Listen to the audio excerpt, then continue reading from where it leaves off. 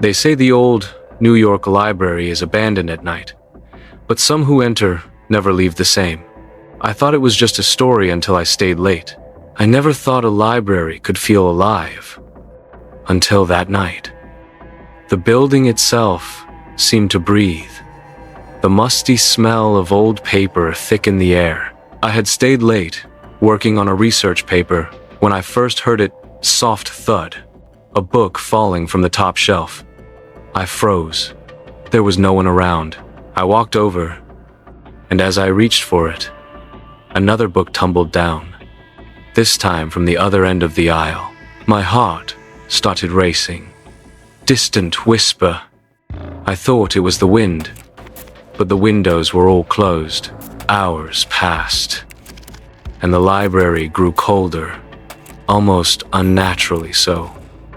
The fluorescent lights flickered, and shadows began stretching along the walls. Then I saw them.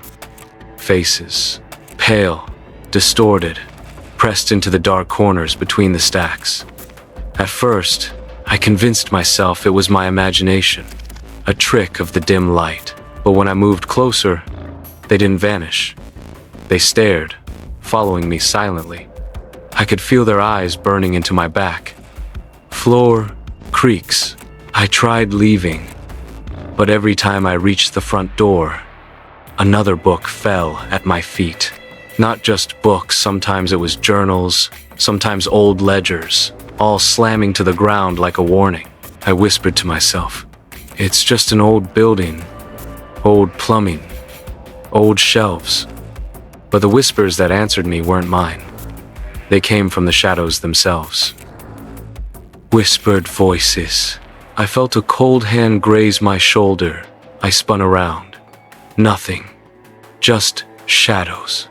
But their faces were closer now, as if stepping out of the darkness.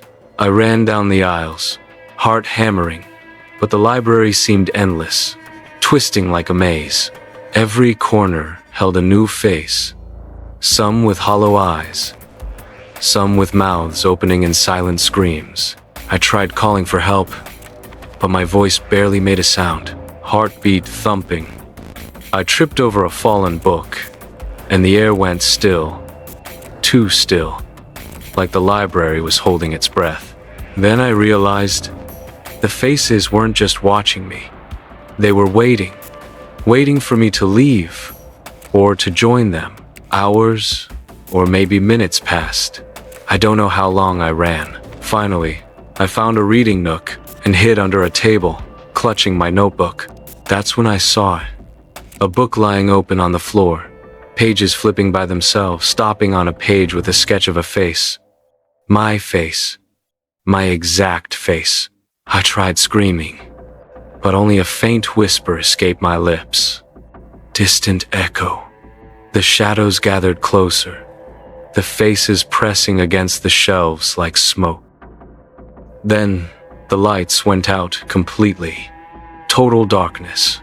I could hear breathing, mine, and another, slower, heavier. I couldn't move. I couldn't think.